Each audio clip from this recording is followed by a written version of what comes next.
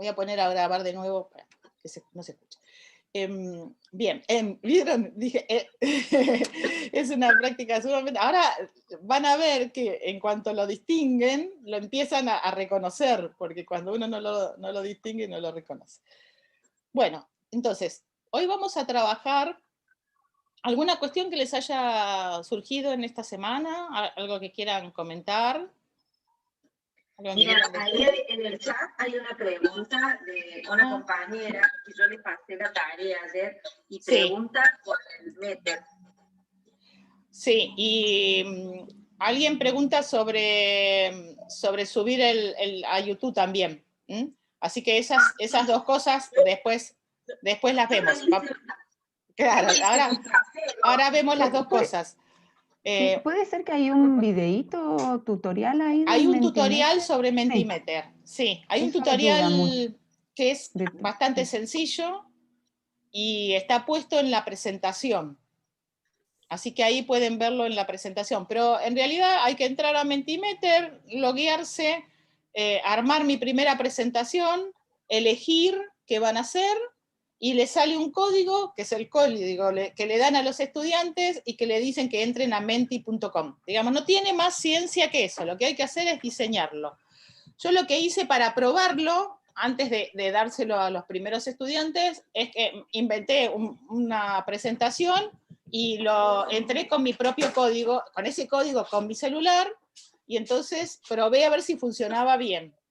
Después ese, si quieren, lo pueden eliminar, y por lo menos se quedan tranquilos, tranquilas de que funciona siguiendo estos pasos. Eso, yo en general pruebo antes de darlo para ver si se entendió, digamos, si va bien. Y el otro tema es cómo subirlo a YouTube, que también lo puse para empezar ahora. Bueno, entonces vamos a... Profe, buenos días. Buenos días. Buenos días a todos y a todas. Mi duda con ese que me gustó, pero como yo vi la clase grabada, me quedaron dudas acerca de en qué plataforma se puede usar eso y si, como ahí en la clase decía del celular, si es desde el celular o también de la máquina. Yo hice ese logueo y después no tuve tiempo de continuarlo, pero... Se usa desde la computadora. No estás en una plataforma... Pero esa actividad yo la puedo poner, por ejemplo, en la plataforma Moodle. El tema es el siguiente. Vos le das una consigna. Yo en general lo uso en forma sincrónica, es decir, que todos lo hacen al mismo tiempo. Uno podría ponerles una consigna que es entrar a menti.com, poner este código y completar estas opciones. Y podría decirles, lo tienen 3 días, porque eso se va construyendo y no se cierra hasta que ustedes no lo cierran. Entonces lo tienen ahí. Y pueden hacerlo antes de la clase, y cuando llegan a la clase se encuentran con las respuestas. Es decir, no es que necesitan hacerlo de manera sincrónica, como lo hice yo, lo pueden hacer de manera asincrónica. Entonces los estudiantes van contestando, y después ustedes lo que hacen es mirar los resultados y compartirlos. Pero no está desde la plataforma, sino que la plataforma es la de Mentimeter, nada más. Y está en inglés, digamos, no hay manera de pasarlo a castellano, eso es una aclaración. No. Yo, que soy bastante mala con el inglés, sobrevivo, así que es bastante elemental lo que va poniendo. No, es muy intuitivo, es decir, si ustedes van tocando, van a ver que no quedan muchas opciones. Y después, si quieren incorporar otro, dice add presentación, sumar presentación, y suman otra actividad. Lo único que en general les recomendamos cuando son plataformas de recursos gratuitos es que después de un tiempo, después que lo usen, que exporten la imagen. Yo lo que hago para exportar la imagen es, le hago captura de pantalla, porque se ve mejor que la imagen que descarga el Mentimeter. Entonces le hago captura de pantalla, es decir, lo selecciono y lo capturo, en lugar de bajarlo. Es otra opción. Lo que recomendamos cuando usamos recursos gratuitos es cada tanto eliminarlos para que les dé, es como el reseteado. Entonces después les vuelve a dar posibilidad de seguir trabajando. Si ustedes lo van guardando, llega un momento que les dice que tienen que pagar. Entonces úsenlo, bájenlo, qué sé yo, y después vayan eliminando las presentaciones. Esa es la recomendación de uso. Así que ese es el tema. Y lo que decían los colegas es que algunos lo usan al inicio de la clase y otros y al final para ver la evaluación de la clase. Bien. Preguntas, a ver si miro el chat, a ver si hay algo. Saludos nada más. Bueno, ¿estamos hasta aquí? En realidad todo es probar. Por ejemplo, hay una opción, después podemos usarlas también.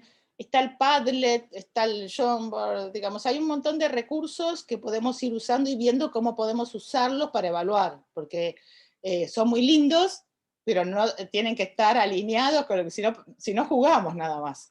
Es decir, tiene que tener algún sentido. ¿Sí? Bueno, ¿algo más que quieran comentar, decir, expresar? Bueno, les voy a aclarar una cosa que pasó con el foro. El Padlet es muy lindo. El mural también tiene forma de presentación. El Miro no lo he usado, pero vamos a probarlo.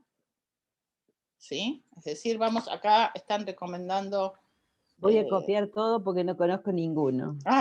El Padlet es muy sencillo, lo vamos a usar si quieren la semana que viene, para que lo conozcan, van a ver que es una opción de trabajo colaborativo. Es decir, permite que estén trabajando al mismo tiempo varios grupos y ustedes participen del Padlet. Tiene el mismo tema que les estaba diciendo antes. Se puede usar, es gratuito, pero a medida que vayan avanzando tienen que eliminar los que tienen en algún momento, porque si no les pide que paguen. A no ser que quieran pagar, si no, vamos a pagar muchas cosas. Bueno, ¿alguna otra pregunta? ¿No? Empezamos focalizamos. Bueno, entonces, una de las preguntas que ustedes hicieron, voy a compartir la presentación. Una de las preguntas que hicieron, ¿sí? Bien, punto 1. Hoy vamos a trabajar sobre estos temas. Ustedes tienen en la plataforma, en el aula, cuáles serán los temas y los que vimos la semana pasada. Si quieren algún otro tema, yo les dije, podemos incluirlos, pero avisen, así los ponemos. Vamos a trabajar sobre algunas conceptualizaciones, enfoques, aportes vinculados con la evaluación y además vamos a trabajar sobre registro estructurado, lista de chequeo, escala de apreciación y rúbrica. ¿Por qué lo vamos a trabajar de esta manera?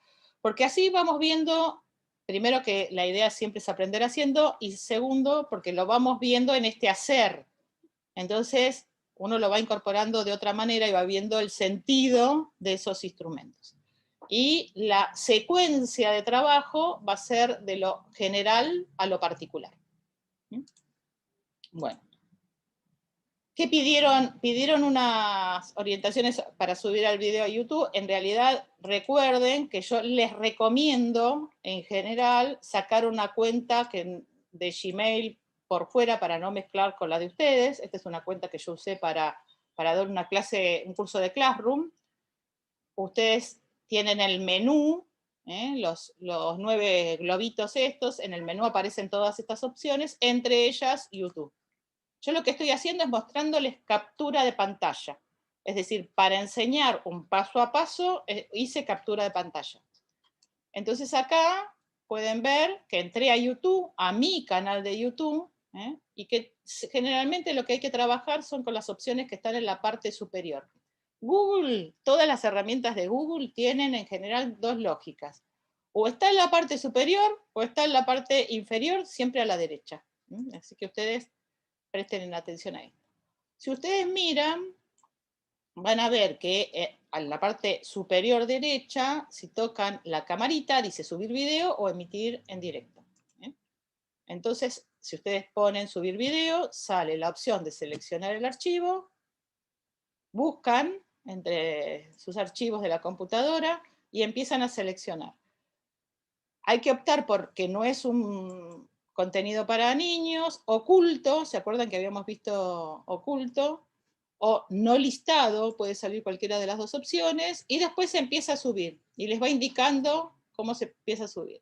En general, nosotros no cerramos esta pantalla, esta imagen, hasta que no termina, porque acá nos da la información del enlace. Pero vamos a suponer que ustedes se olvidaron y lo cerraron, lo sacan también de acá la información del enlace. Pueden editar el título, ver el enlace, promocionarlo, descargarlo, eliminarlo, es decir, no pasa nada. Si nos equivocamos, lo eliminamos, lo cancelamos, no pasa nada. Así que ese es el tema. Bueno, para empezar a trabajar, van a empezar a trabajar ustedes. ¿Qué va a ser? La consigna va a ser la siguiente esta vez.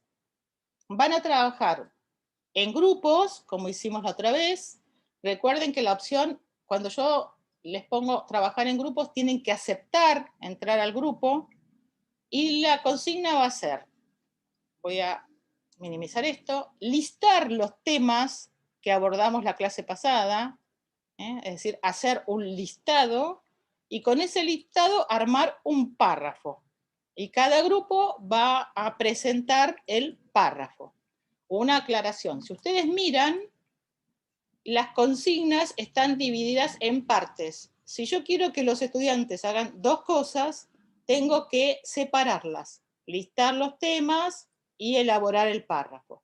Tengo que asignar la cantidad de tiempo que les voy a dar, porque si no saben qué tiempo tienen, es un problema. Y también recuerden que siempre hay que designar y decirles que tienen que designar a quién va a hablar en nombre del grupo.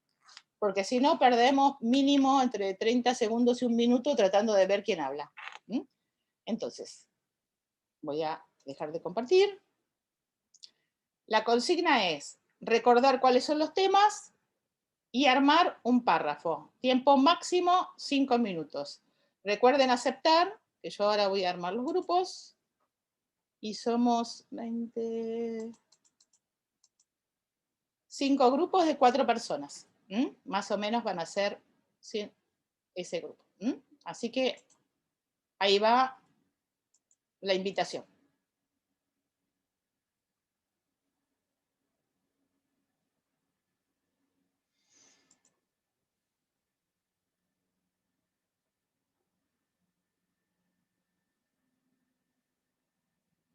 Genera otra dinámica. Sí, está bueno. Entonces, para los que usan después Zoom, en el foro les paso bien el enlace del... Muy bien. Armamos algo que se llama foro colaborativo, que tiene por finalidad precisamente esto: encontrar recursos que les parece que son interesantes, que pueden compartir con los colegas, encontrar suplementos a las plataformas que nos dan mayor flexibilidad. Esta funciona de esta manera. Después tendremos que probar el Meet a ver cómo funciona con el complemento. Pero funciona de una manera muy sencilla.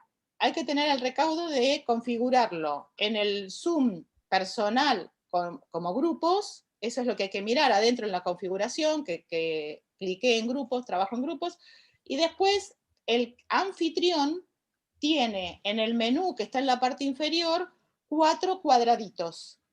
Si ustedes tocan los cuadraditos, sale un menú y sale la opción de dividir al grupo en salas, y les pregunta cuántas salas quieren estar. Por ejemplo, yo el otro día tenía 100 participantes, y entonces tienen que decidir si quieren grupos más grandes o grupos más pequeños. Entonces yo decidí que fueran grupos pequeños y que fueran 14 grupos, 14 salas. Cada sala tenía pocos integrantes. Cuando volvieron, les dije, no van a hablar todos, antes de que se fueran, ya les dije, no van a hablar todos, sino que van a hablar algunos de ustedes en representación, y vamos viendo qué cuestiones, cuando empiezan a aparecer repeticiones, ya lo dejamos. Entonces, por más que eran 14 salas, yo lo manejé de manera tal que con las primeras 4 o 5 presentaciones, 6 en general resuelven lo trabajado. Y se le dice, bueno, de la próxima trabajaremos de nuevo. Y lo que hace es, las divide en salas, ustedes tienen que aceptar, y cuando yo les mando un mensaje, vieron que les llega mensaje, transmitir mensaje, se puede escribir, y cuando el anfitrión decide, pone cerrar las salas, y se cierran en 1 minuto, les da para que vengan voluntariamente o involuntariamente. Entonces empieza la cuenta regresiva de 59 a 0, y acá estamos todos de nuevo. Así funciona. ¿Por qué uso el trabajo grupal? precisamente lo que decía la colega, porque da una dinámica, porque nos hace sentir de una manera más cercana a la presencial, porque nos centra la palabra en el docente. Entonces, ese es un poco el sentido. Bien, dicho Como esto... el sentido de pertenencia te trabaja, sí, sí. Porque te sentís parte de algo. Y además sabemos que hay personas que participan en el trabajo grupal que no participan en el trabajo con el grupo total. Nosotros en general participamos mucho más en un grupo pequeño porque nos sentimos cobijados ahí, podemos hablar. Mientras que en el grupo total, fíjense que ya sea en Zoom, en sincrónico o asincrónico en la clase, siempre participan algunos y no todos. Así que bueno, ese es como el tema. Por otro lado, lo que estamos haciendo a través de esta actividad, ¿qué es? ¿Para qué hicimos la actividad? Ahora vamos a ver los resultados. ¿Para qué la hicimos? ¿Cuál es el objetivo de la actividad, el sentido de la actividad? Vinculado con la evaluación y con la enseñanza. Yo diría que es como una cuestión de ir recapitulando lo que vamos viendo y que no sean cuestiones tan aisladas una de la otra, digamos. Bien. La indicación en general es que toda clase debe empezar con una recapitulación de lo anterior, ¿no? En general yo digo, es como ir tejiendo, ¿vieron? Un punto atrás, donde uno va abordando un punto atrás y va para adelante. Si no, lo que nos pasa es que, nos ha pasado a muchos de nosotros en muchas clases, es que va sintiendo que cada clase es una cosa aparte, y no ve cómo se relaciona con la anterior. Además nos ayuda a nosotros como docentes para ver qué quedó de esto que trabajamos, ¿sí? Es decir, es una información, es una evaluación informal que nos va a dar, ¿sí? Bien, ¿quién quiere? Yo tengo acá los grupos, entonces voy nombrando quiénes están en cada sala y el que habla de esa sala cuenta. En la sala 1 estaba Mirta, Cristina, Facundo y Maximiliano. Así es. Muy bien.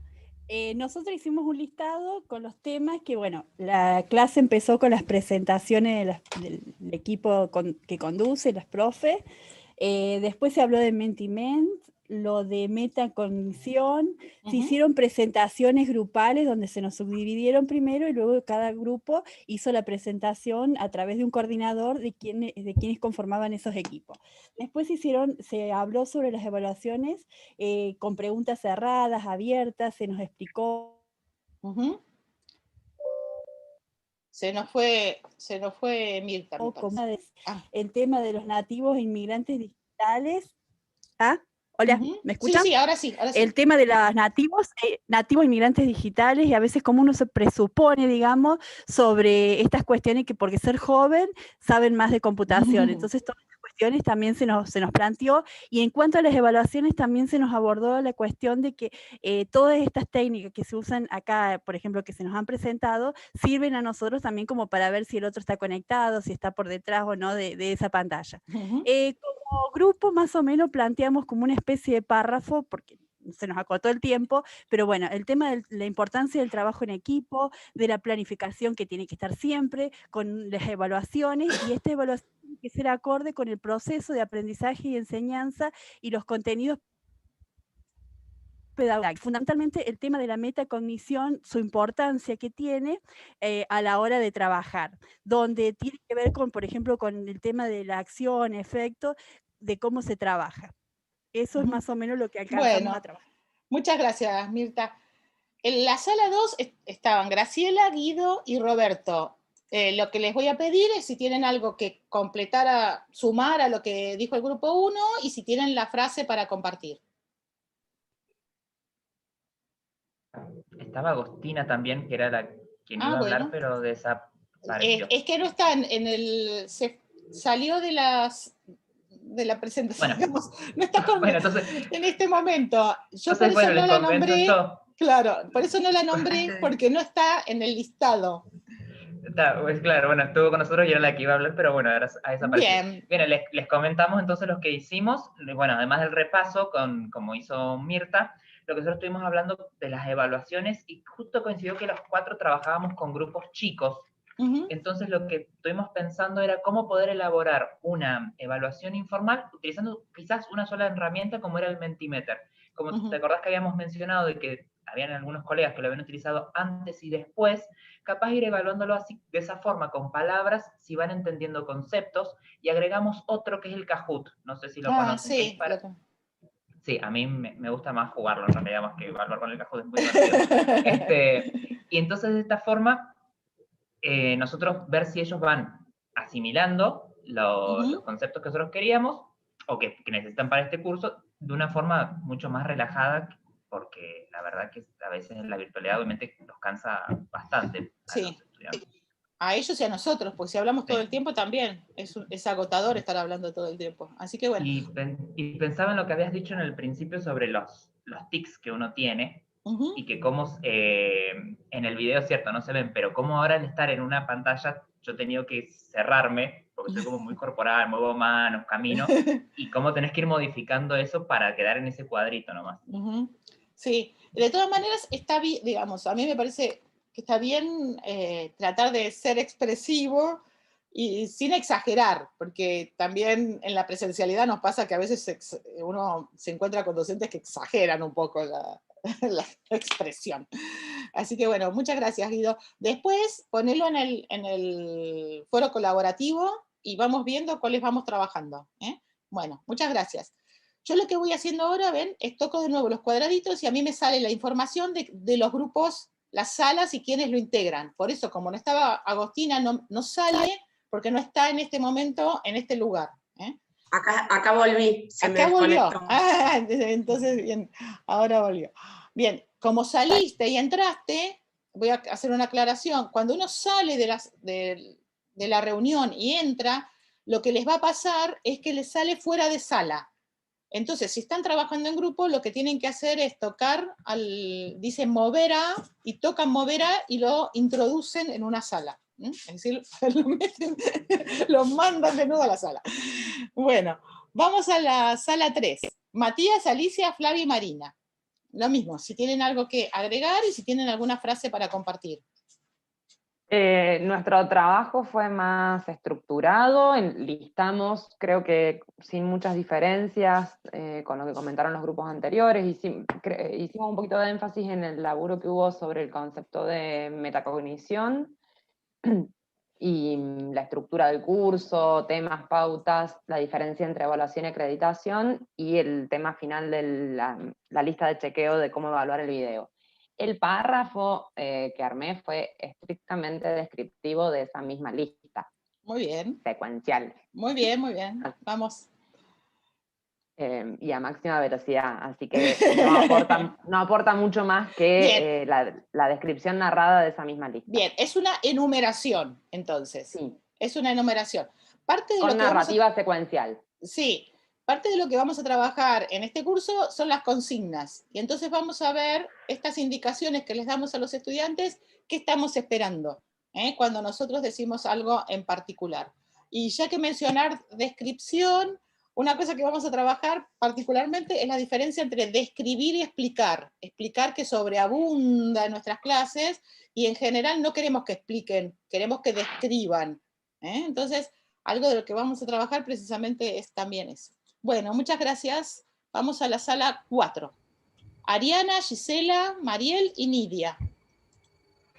Bueno, sí, un poco como los compañeros y las compañeras, primero pusimos en común la modalidad y fuimos haciendo un listado de los temas que nos íbamos acordando, y en los 5 minutos no nos dio para el párrafo, pero más o menos lo armé en función de lo que estuvimos charlando, y quedó algo así. La evaluación debe ser un proceso que destaque lo representativo y relevante de lo enseñado. Debe ser novedosa, pero no nueva. Las preguntas abiertas, claras, desafiantes y positivas favorecen el desarrollo de la metacognición y el pensamiento crítico. El proceso de evaluación puede ser informal, semiformal y formal, y debe planificarse en grupos numerosos para no morir en el intento, que nos acordamos de la corrección. La evaluación y la acreditación son procesos diferentes. Bueno, muy bien, muchas gracias. Y el último grupo que nos queda, que es Maxi, Nora, Patricia y Sonia. Patricia estuvo conmigo, así que ausente con aviso. Ahí me fui designado por minoría. Pero justo lo primero que comentamos cuando entramos era de que no, para responder a la consigna de recapitular los temas para quien no había estado, justo ninguno de los tres había estado la otra vez, pero bueno, los tres habíamos visto la grabación, así que pudimos como puntualizarlo, no armamos un párrafo, pero puntualizamos, y en realidad no es, hemos puntualizado lo mismo que han dicho recién, ¿no? Por ahí algunas cuestiones generales del trabajo en grupo, de cómo hacer las consignas, la clasificación por ahí de los modos de evaluar, esas cuestiones de los mitos acerca del aprendizaje en los jóvenes, y bueno, las herramientas que también ya nombraron. Y el tema de la metacognición, que también era como un hilo bastante transversal a los modos de evaluar. Muy bien, muchas gracias, Maxi. Yo estaba mirando recién cuánto tiempo nos llevó esta actividad. Esta actividad nos llevó 20 minutos. ¿Qué quiere decir? Que nosotros hay una decisión en la didáctica que es extensión o alcance versus profundidad. Cuando nosotros trabajamos en profundidad, es decir, nosotros ahora le dimos un tiempo para hacer esta actividad, tenemos que renunciar a la extensión en alguna medida. Es decir, no vamos a poder dar todo lo que pensábamos dar. Porque si pensamos en extensión y en profundidad, yo en general digo que es un barco que se hunde. Es decir, no va a funcionar. Siempre que incluimos alguna actividad que lleva más tiempo, hay que renunciar a algunas cuestiones vinculadas a la cantidad y extensión de contenidos. Por eso es una decisión cuando armamos la clase, pensar en eso, porque si no, llevamos a los estudiantes a un ritmo que no podemos seguir, ni seguirlos, ni nada por el estilo. Así que hay una decisión vinculada a extensión, cantidad de contenidos, aquello que quiero trabajar, y profundidad del trabajo. Tengo que saberlo porque si no, voy a decir, al final yo no pude dar todo lo que quería. Y no, siempre que trabajo en grupo, hay que renunciar a algo, hay que poner los núcleos centrales de lo que quiero trabajar. Bueno, ¿qué les pareció la actividad? Muy buena. ¿Les gustó? ¿No les gustó? Pueden decir que no les gustó también, miren que yo puedo aceptar. Bueno. No, me encantaría manejar el recurso. Sí, la verdad que está re bueno, es dinámico. Es dinámico, está muy bueno. Sí, y hay otras... Permite interactuar, sí, está muy bueno. Y favorece el trabajo grupal. Ustedes me van a ver insistir con esto, porque es muy importante que los estudiantes se sientan que están en un grupo y que ese grupo es el grupo de pertenencia. La dinámica grupal es muy importante. Bueno, entonces, nosotros tenemos una situación presente y ustedes están en este curso porque quieren pensar en algún tipo de cambio. Y para pensar el cambio, nosotros la otra vez trabajamos sobre precisamente el cambio y pensar en un futuro deseado, analizar supuestos y mirar las condiciones del cambio. A mí me gusta mucho este chiste, esta imagen que dice estrella fugaz, mi deseo de cambio en nuestra aburrida vida, porque nos sacude un poco sobre la idea de que todo cambio siempre es positivo. Entonces, pensar en un cambio no es necesariamente pensar en un cambio positivo. Por lo tanto, cuando nosotros pensamos en un cambio, tenemos que pensar en el escenario ideal y tenemos que pensar en el escenario catastrófico. Es decir, ¿qué pasa si esto que yo creo que va a pasar no sucede como yo lo quiero hacer? Porque si no, nos puede pasar que tengamos el escenario catastrófico sin darnos cuenta. Entonces siempre tengo que pensar, ¿cuál es mi escenario ideal? Bueno, ¿qué condiciones tiene esto para que sea el escenario ideal? ¿Qué cosas tengo que pensar para que sea el ideal? ¿Y qué puede pasar si llego a un escenario catastrófico? Nosotros trabajamos la semana pasada, como ustedes mencionaron, la revisión de supuestos. Por ejemplo, todo tiempo pasado fue mejor. Es un supuesto, si ustedes recuerdan la imagen que veíamos del aula medieval, es un supuesto que ponemos en cuestión. También conviven ahora con el cambio vino para quedarse, que sería... Otro de los supuestos que vamos a trabajar es esta idea de que la planificación, como ustedes señalaron, está relacionado como con cómo creemos que aprenden los estudiantes, cómo enseñamos y cómo evaluamos. Por lo tanto, cuando planificamos, los 4 componentes están vinculados. Nosotros siempre pensamos en los 4 componentes. El aprendizaje de los estudiantes es algo que tenemos que tener de telón de fondo, y a veces lo que sucede es que nosotros aprendimos las teorías del aprendizaje, pero yo les aseguro que muchas veces esas teorías no permean las formas que tenemos de pensar como aprenden los estudiantes. Es decir, hay que tratar de revisar algunas de nuestras teorías, y si tengo tiempo después les cuento un poco unas investigaciones que hicimos sobre ese tema. Entonces ahora vamos a entrar a el foco de lo que vamos a trabajar hoy, que son los aportes, los enfoques y demás. Este es el título de un capítulo de un libro mío que ya tiene mucho tiempo. Vamos a ver distintas formas de pensar la evaluación. Una perspectiva posible es lo que se llama la perspectiva genealógica. Entonces, ¿qué hace la perspectiva genealógica? Lo que hace es pensar cómo surge, qué permitió su emergencia, qué acontecimientos irrumpen para que algo aparezca. La perspectiva genealógica no se opone a la historia, pero sí se opone a la búsqueda de un origen. Un poco lo que acá la profesora de historia va a poder hablar más que nosotros, pero es esta idea de cuestionamiento del origen. Por ejemplo, ahora vamos a trabajar, ustedes miran, la mayoría de los textos que hablan de evaluación, dice la evaluación surge en China. Es un surgimiento mítico, es una ubicación porque alguien dijo que surge en China. Pero es la idea del cuestionamiento, de que existe un origen. Entonces acá les traje 2 posiciones que hay sobre estos estudios. Ustedes saben que Foucault analizó la sociedad disciplinaria. Sí. Claramente Foucaultiano. Claramente Foucaultiano, exactamente. Es bien Foucaultiano. Sí. Vamos a entrar por Foucault primero y después vamos a entrar por otros, para ver cómo hay distintas maneras de entrar al mismo tema.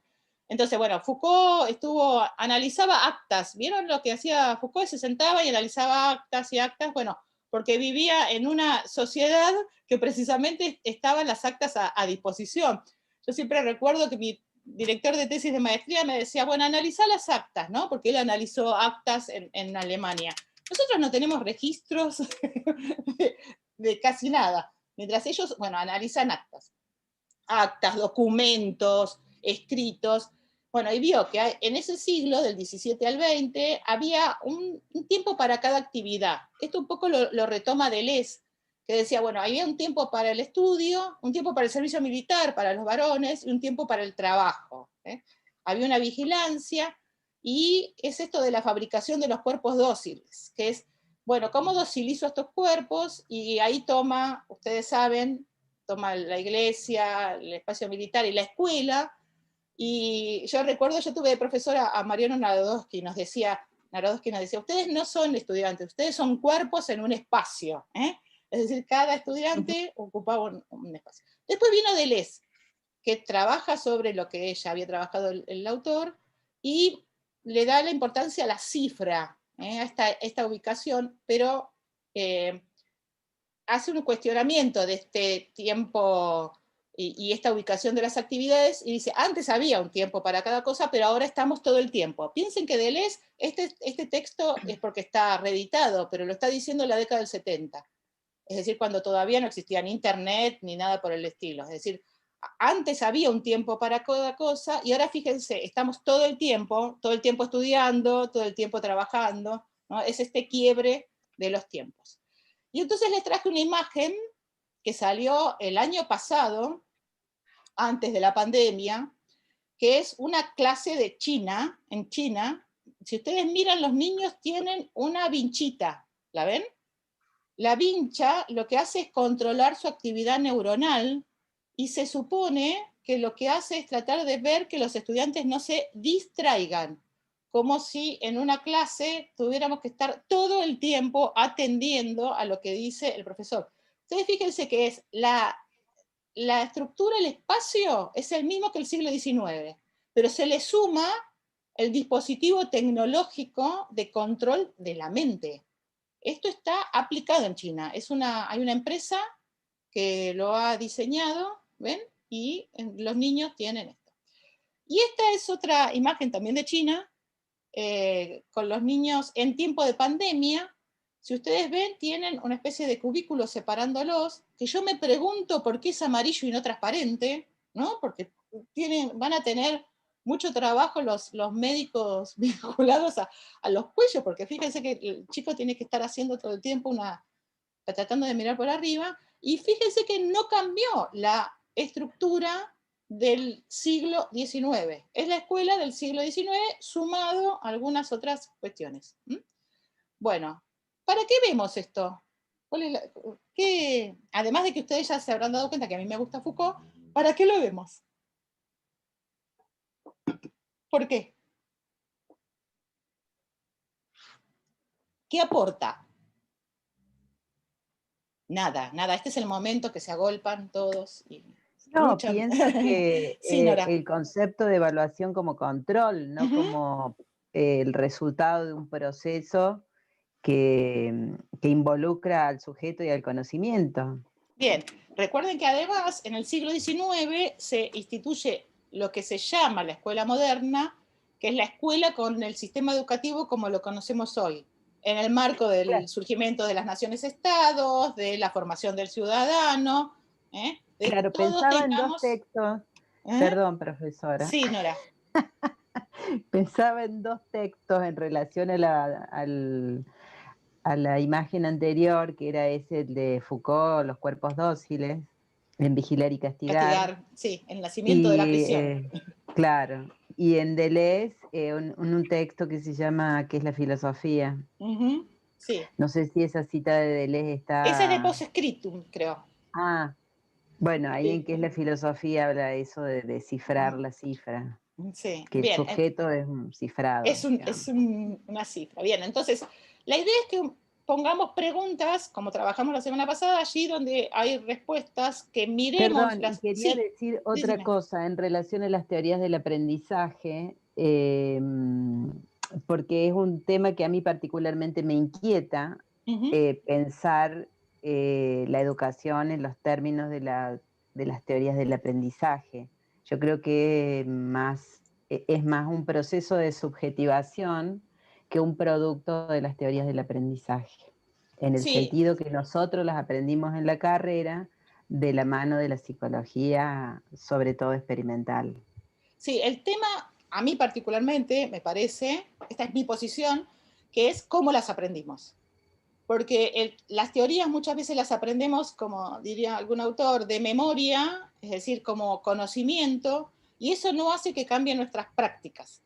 Entonces, y además las aprendimos sin contexto. Es decir, van cayendo los autores que no sabemos a quién le contestan, con quién dialogan, qué retoman. Hay un tema vinculado también a la enseñanza de las teorías y para qué sentido tiene en nuestra formación. Así que bueno, es como otro capítulo que sería interesante trabajar. Por ahora lo voy a dejar solamente pendiente y vamos a seguir con él. Sí, ¿alguien quería hablar? ¿No? Bueno, ahora voy a presentarlo. Sí, no, yo quería... Sí, Ariana. Perdón. No, quería aportar, digo, que lo que me genera un poco lo que vos contás es esto de qué consideramos como un cambio, ¿no? Y de las cosas que están establecidas, del statu quo y de lo que realmente nosotros le ponemos nombre de cambio y lo que es un cambio. Es decir, como vos remarcaste, una escuela totalmente descontextualizada del mundo en el que estamos, pero con una vincha tecnológica, pareciera que ese es el cambio que requerimos o que la educación requiere para mejorar su llegada. Y realmente no hay ningún cambio, me parece a mí, además de que está dentro de este modelo de control, etcétera. Pero realmente me parece que la pregunta acá es ¿qué es un cambio que impacta realmente en un modelo educativo y de enseñanza? ¿Y qué cambio previo tenemos que tener los docentes para poder transmitir? Es decir, primero tenemos que cambiar nuestras cabezas, luego cambiar el sistema y recién podremos tener un cambio en la educación que estamos brindando. Sí, y tener claro hacia dónde nos dirigimos, digamos, qué cambio queremos, porque si no van a aparecer dispositivos tecnológicos y ustedes me van a escuchar hablar de la importancia de pensar en la tecnología como un recurso al servicio de, no como un fin en sí mismo, no como TIC, sino como TAC, es decir, como tecnología del aprendizaje y del conocimiento. Me tiene que servir para el aprendizaje, no como fin en sí mismo. Y eso es algo que tenemos que estar todo el tiempo tratando de correrlo, porque la tecnología, ¿no?, los intereses que están detrás, a veces tratan de instalarse. Bueno, entonces, ahora les voy a proponer... ¿Alguien quiere decir algo? Intervenir? ¿Puede intervenir? No sé quién es, pero puede intervenir. Yo levanté la mano recién. Ahí dejo de compartir y abro, así nos vemos. Mirta. Cristina, y también. Sí, muy bien, Cristina y Mirta, me parecieron que se iluminaron las pantallitas. Sí, yo quería, a partir de lo que vos decías, planteaste sobre la perspectiva genealógica para pensar la evaluación. A mí me parece que estas cuestiones que nos señalaste a partir de Foucault y de Deleuze, ¿no?, nos invitan también a repensarnos en relación a las continuidades de nuestras prácticas de evaluación. ¿En qué medida son deudoras de estas prácticas de control, de vigilancia, de aplicación de sanciones normalizadoras? Y eso es lo que a mí me surge también, ¿no?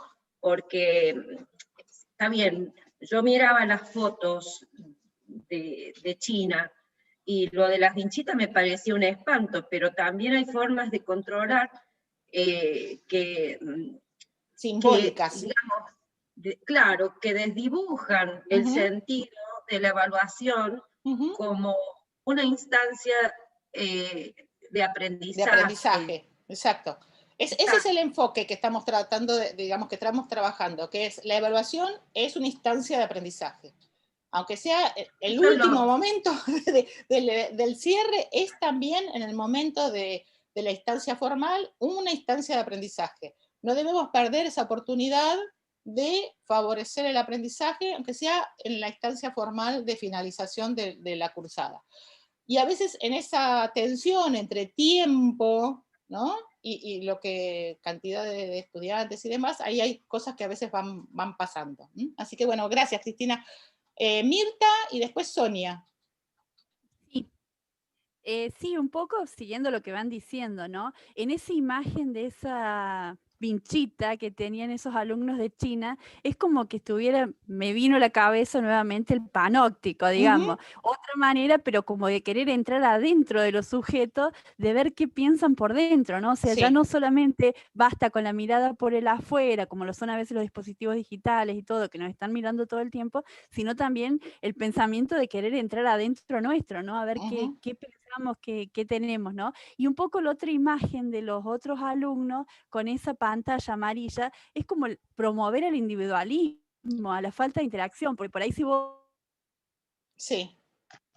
Pero te estás viendo, en cambio así es como que te sumergen en lo que ya se sigue dando en la lógica que estamos, ¿no? O sea, no hay nada nuevo, sino que simplemente siguen promoviendo ese individualismo. Sí, se acentúa el individualismo y la relación, el diálogo unidireccional entre el docente y los estudiantes, y acá pensemos en la universidad. Pensemos cómo nosotros vamos a favorecer, y ustedes me van a escuchar insistir con esto, un profesional centrado en sí mismo o un profesional que trabaja con otros. Un ciudadano centrado en sí mismo o un ciudadano que trabaja con y para otros. Entonces, estas formas son formas más simbólicas en algunos casos o más visibles en otros, pero nosotros estamos favoreciendo un profesional con determinadas características. Si trabajamos, es más fácil a veces en la evaluación reconocer actividades más individuales, pero si sabemos que nos lleva más trabajo trabajar en grupos, que nos va a demandar otras actividades, pero sabemos que la formación de ese profesional va a ser diferente si nosotros lo centramos en su individualidad que si trabajamos con el grupo. Y de hecho, como para cerrar ese tema, en Europa, cuando se planifican los recursos humanos, o en Canadá, por ejemplo, también pasa, a veces lo que se hace es pensar, hay determinados cupos para profesionales y por ejemplo, en Canadá, para ser médico tenés que tener entre 95 y 100 de promedio en el secundario, ¿no? Es decir, una nota, tenés que tener una nota. Lo que se ha comprobado es que esos profesionales, esos estudiantes que ingresan a esas carreras, tienen la calificación necesaria, pero no necesariamente un trabajo con los otros, porque para llegar a esa calificación muchas veces fue mucho más competitivo que colaborativo.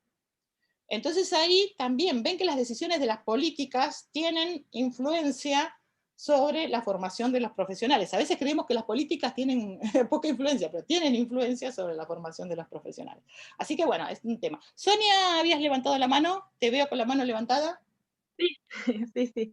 No, dos cuestiones nada más, en realidad más que nada para sumar a lo que las compañeras estuvieron comentando recién, lo que usted dijo, profesora, que en realidad el tema de esta reconstrucción histórica, ¿sí? Entender, digamos, la evaluación como que forma parte, digamos, de una construcción histórica, y que esto digamos, a veces ahora, digamos, vemos esa imagen, digamos, que vos nos mostrás sobre los niños en China, y nos parece, obviamente, desde nuestro contexto, de nuestra situacionalidad, nos parece una locura, ¿sí?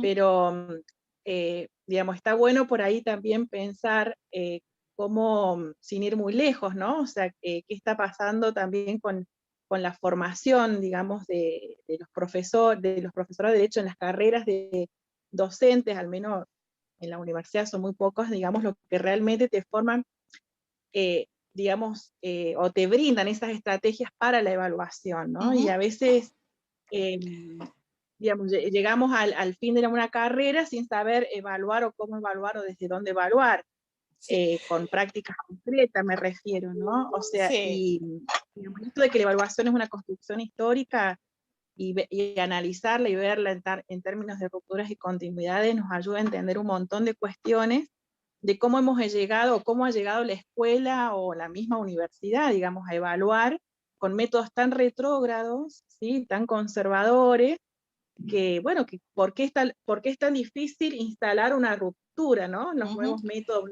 Yo creo que este tema de la virtualidad y de la pandemia nos ha hecho un cimbronazo para volver a replantear y poner como centro de problematización y revisar nuestras prácticas con respecto a la evaluación. Ya no podemos seguir evaluando con formas tradicionales. Bien, en este sentido lo que trae Sonia, mi supuesto es que en el presente sobreviven al modo de capas prácticas de otros tiempos.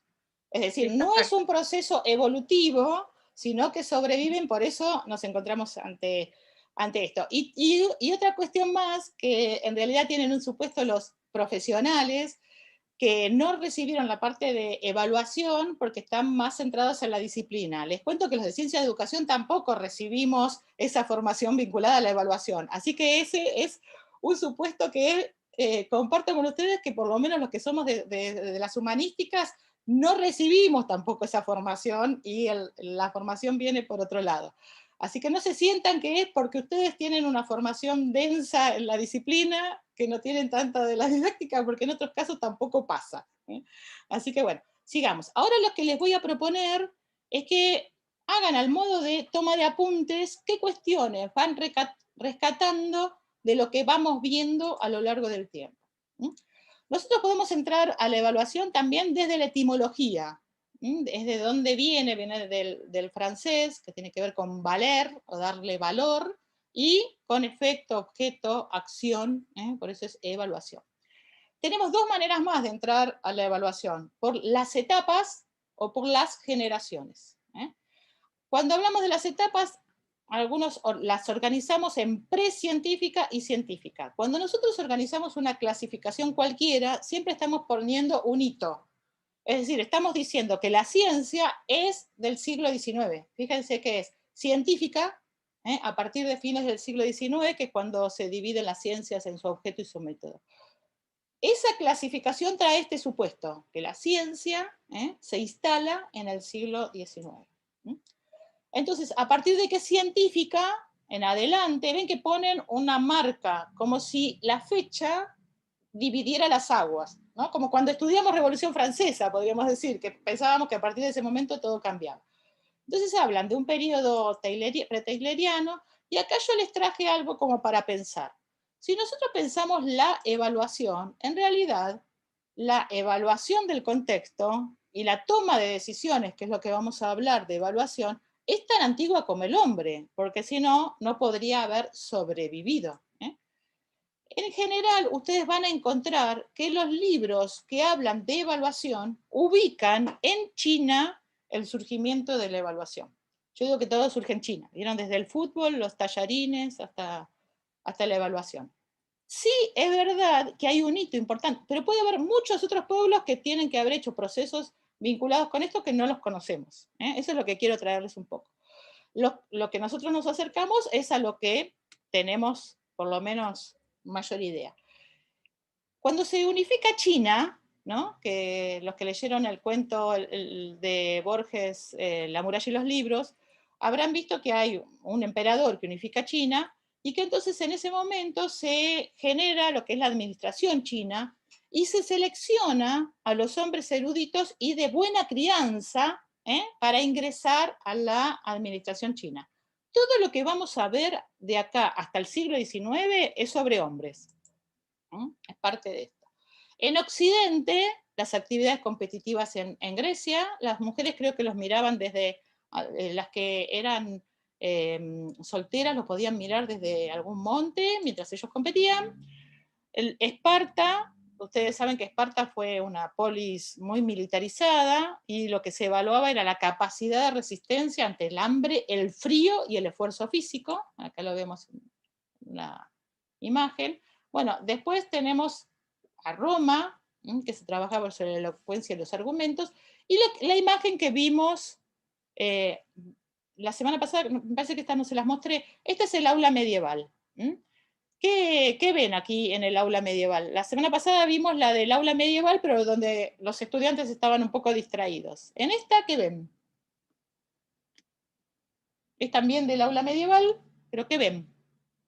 La tecnología vuelve a ser el libro, ¿sí? Y había ejercicios orales de erudición. Observen el tamaño del libro del profesor, el lugar de la autoridad. Bueno, en el siglo XVI ya encontramos imágenes sobre la construcción del aula y el disciplinamiento del cuerpo. ¿Qué ven? ¿Qué ven en esta imagen? A ver, ¿quién se anima a decir qué ve? Hay castigo Muy bien, hay castigo físico. En primer lugar, todavía no está configurada el aula. Como ustedes ven, hay varones de distintas edades. Si ustedes miran a la derecha arriba, hay uno que está escribiendo de distintas edades. Y acá hay un grupo de niños que suponemos, que es la clase de latín, que el profesor, que tiene una especie de escobilla, ¿no? Le está tomando y se lo pasa al otro profesor, donde hay un estudiante que está sosteniendo al niño que lo están disciplinando. ¿Por qué hay castigo físico? ¿Cuál es el supuesto del castigo físico que sobrevive hasta nuestras épocas? ¿Cuál es? Letra con sangre entra. Bien, en el siglo XIX se dice la letra con sangre entra. ¿Cuál es el supuesto Sí, el supuesto es que no aprende porque no quiere, no porque no puede. Entonces yo disciplino al cuerpo para que quiera aprender. Entonces el castigo físico está sobre eso, está pensado que yo disciplino el cuerpo para que quiera aprender. Los cuerpos dóciles que hablábamos recién, lo disciplino y va a querer aprender. No aprendió porque no quiere, no porque no puede. ¿Ven cuál es el supuesto que sostiene eso? Después tenemos, bueno, en el siglo XVII a Comenio, que es el que dice que hay que enseñar todo a todos, y que todo lo enseñado tiene que ser aprendido. Fíjense de cuándo data esto. Empiezan los exámenes escritos, como requisito de acceso, y llegamos a la escuela que conocemos nosotros como la escuela moderna, en el marco de las naciones-estados, el surgimiento de las naciones-estados, de la formación del ciudadano. Y se usaba algo que se llamaba el catecismo del padre Astete, que era aprender preguntas y respuestas de memoria. ¿Por qué? ¿Por qué las preguntas y las respuestas eran de memoria? ¿Qué les parece? ¿Por qué estaba basado en la memoria en particular? porque no había pensamiento crítico, no había cuestionamiento al modelo ni al sistema. O por repetir y no salir de la norma. Bien, eso del lado del docente estaba pensado como una repetición. Todavía no tenemos estas teorías que hablamos hoy, en realidad está más vinculado al empirismo, ¿no? Al reconocimiento. Y está, el conocimiento del libro no se cuestiona, entonces claro, se repite. Basado en el principio de autoridad, como están diciendo, si está escrito o si lo dice el docente, eso ya viene de la Edad Media, es verdadero, y además porque está vinculado con la tecnología de la época. Ustedes piensen que hasta fines del siglo XIX el papel no se abarata y por lo tanto no hay cuaderno de clase. Todo lo que el estudiante escribe, ¿se acuerdan de la familia Ingalls que tenían estas tablillas?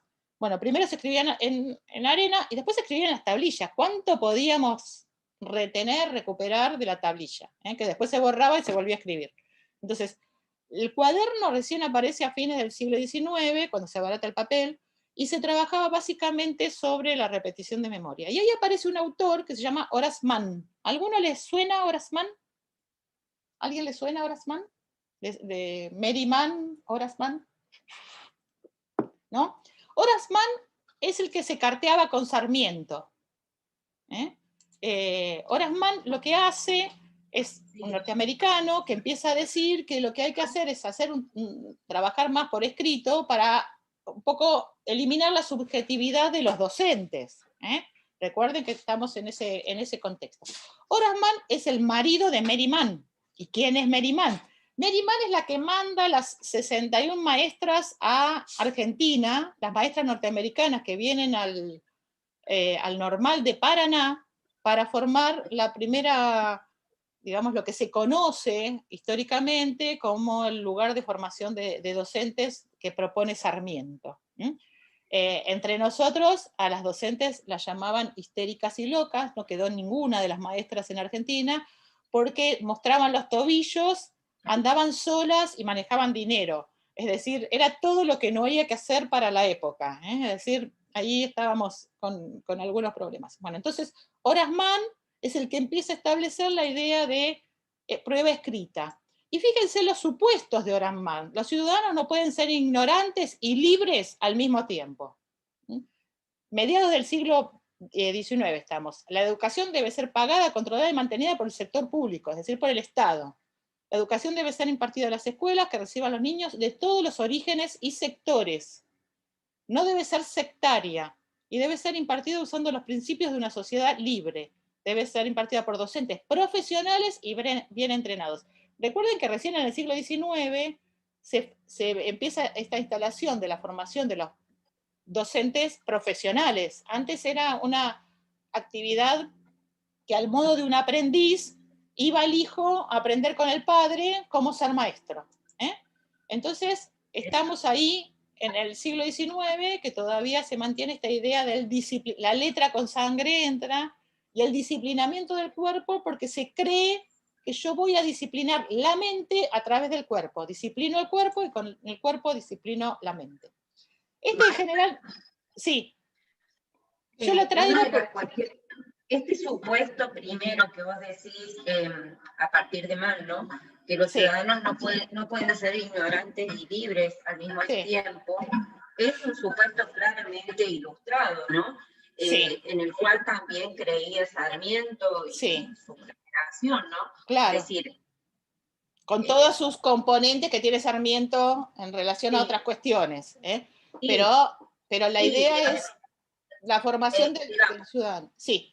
Es decir, la ilustración, el educar al soberano, Sarmiento la piensa en su época como una estrategia de lucha contra lo que se entiende como la barbarie. La barbarie, ¿no? Sí. Por eso digo, más allá del contexto en que Sarmiento está pensando la educación del ciudadano y pensando la primaria como educación del ciudadano, es decir, para que sepan leer, escribir y contar, digamos, los elementos básicos en un contexto que podían poner en cuestión seriamente.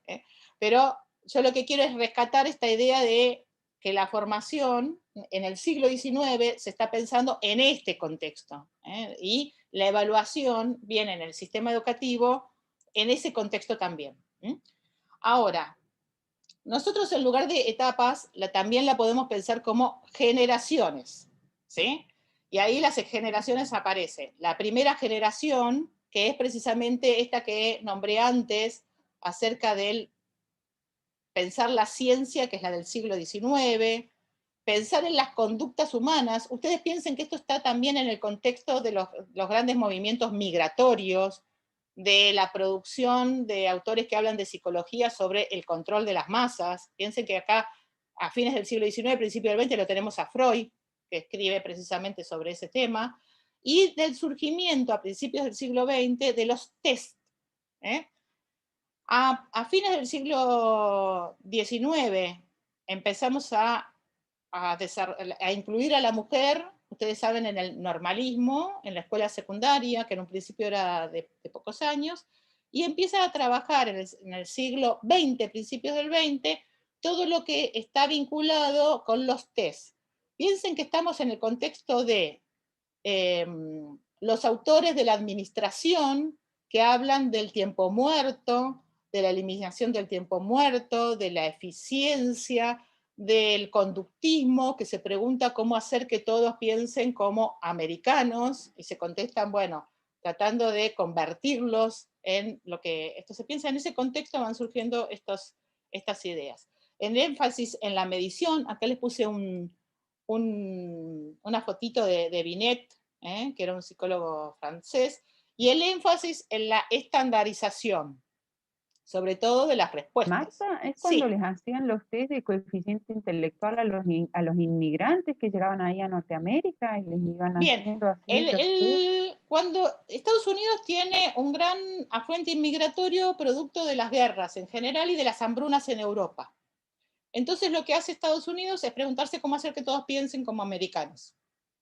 Aparecen autores, por eso yo les decía las teorías, aparecen autores que dicen, bueno, yo tengo la respuesta, miramos a las ratas, ¿sí? Miramos a las ratas, dice, miramos las ratas y por ensayo y error van a aprender, ¿sí? O miramos a las palomas, dice Skinner, si yo refuerzo la respuesta correcta, van a aprender. El modelo que están tomando el conductismo es el modelo, en realidad, que proviene de la rata, la paloma, el gato, el perro, ¿sí? Es decir, perro Pavlov. Entonces, ¿para qué nos sirven las teorías? Ven que uno tiene que mirarlas en contexto. Están mirando, es decir, un modelo que viene de los animales, en realidad animales pequeños, distantes del hombre, para pensar cómo hacer que los inmigrantes y todos los americanos en general piensen como americanos. Esto lo dice Toff, que es un autor argentino que ya falleció. Y entonces lo que es interesante es ver la supervivencia de este modelo.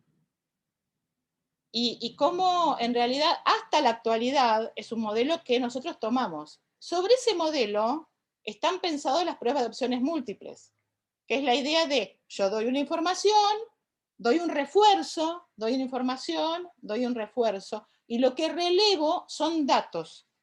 ¿Cómo se ofrece la prueba de opciones múltiples? Como algo que se distancia de la subjetividad de quien evalúa. Entonces, nosotros después vamos a ver cómo hacer buenas pruebas de opciones múltiples, pero tienen que saber que surge en un contexto donde la idea es, separo las partes de lo que enseño, voy reforzando para controlar que efectivamente el otro lo aprendió y después evalúo eso. Esto no quiere decir que vamos a tirar al conductismo por la ventana, porque en algunos casos puede llegar a servirnos para el aprendizaje de una técnica, por ejemplo, de un procedimiento, que es un paso a paso. Pero tenemos que saber que en realidad esas evaluaciones fueron pensadas en ese contexto. Y sí, efectivamente tienen que ver con los tests, con todo lo que es evaluación de test de inteligencia. Es decir, y solamente para cerrar, les cuento una anécdota. Los que definen, hay un autor que define inteligencia diciendo que es lo que evalúan los tests. Es decir, son definiciones tautológicas. Yo tomo un test para evaluar inteligencia y la inteligencia es lo que define los tests, ¿no? Después vendrán otros autores como Gardner que va a ampliar el concepto. Pero ahora estamos a principios del siglo XX. a principios del siglo XX, ese es el contexto. En Argentina, nosotros fuimos educados con dos grandes formas. La escuela tradicional, ¿sí? Y la escuela más vinculada al conductismo, porque hasta fines de la década de los 70, principios de los 80, a los educadores se los formaba de esta manera. Y el supuesto era, yo hago una buena planificación y produzco el aprendizaje. Es decir, si planifico bien, tengo garantizado que van a aprender. Ya a los que creen esto les tengo malas noticias, porque para esto nos sirven las teorías. Hay otro autor que nos dice, podemos establecer puentes, podemos llevar material, pero necesitamos que el estudiante haga algo. Es insuficiente una buena planificación. Es muy importante los recursos, pero es insuficiente. Si ustedes ahora están pensando, uy, viene el fin de semana y me voy a ir a la sierra, la verdad que estar escuchando a esta profesora acá y se fueron, ¿no? Como puede pasar. Por más que planifique y les proponga algo, si no cuento con ustedes, no alcanza. Entonces, eso es lo que nos trae las teorías. Es la idea de que no es suficiente planificar bien. Sí, vamos a hacer todo el esfuerzo. Vamos a tratar de establecer puentes, vamos a ofrecer material, pero es insuficiente. Entonces, ven cómo pensamos que aprenden los estudiantes, se relaciona con la planificación, se relaciona con la enseñanza y se relaciona con la evaluación. Bueno, ahora seguimos un poco más, porque después van a tener que trabajar ustedes. Como verán, yo, si bien soy psicóloga, no me llevo muy bien con los test. Bueno, después vienen otros periodos donde empiezan a aportar algunas ideas y algunos autores que son interesantes. Hay un autor en particular, que es este autor, que es Tyler, que es el maestro de Bloom. Tyler es el maestro de Bloom. Tyler es el que acuña el término evaluación educativa. Estamos ya en el siglo XX, la década del 40 aproximadamente. ¿Por qué acuña el término? Porque Tyler empieza a trabajar sobre la idea de objetivos. Entonces, ¿qué dice? ¿Qué es la evaluación? Es la comparación entre los resultados del aprendizaje de los alumnos con los objetivos previamente definidos. Recuerden que para estos autores yo tengo que tener una buena planificación, y si los estudiantes no aprendieron, la responsable soy yo. Para el conductismo, la pregunta le vuelve al docente. Es, ¿qué pasó con la planificación? ¿No reforzaste lo suficiente? ¿Algo pasó? Entonces, este autor se hace preguntas que son interesantes para recuperar, que es, ¿qué objetivos debo conseguir? ¿Qué actividades se pueden alcanzar? ¿Cómo organizarme? ¿Y cómo comprobarlo? ¿Cuál es la diferencia con el autor? Que nosotros no creemos que basta con una buena planificación. No alcanza con una buena planificación. ¿Sí? Y después, algunas cuestiones que él dice: hay que tener objetivos claros, ver los instrumentos, interpretar los resultados, tratar de ser lo más objetivo posible. Y acá viene una cuestión con la cual vamos a discutir con Tyler, que es que surgen eso que vimos hoy como test, llamados pruebas objetivas. No, en nuestra concepción, no tenemos pruebas objetivas. Tenemos pruebas que solo son objetivas cuando corregimos en las respuestas, solamente en las respuestas. Entonces el autor dice, hay objetivos, hay experiencias, hay una organización, hay una evaluación final e inicial.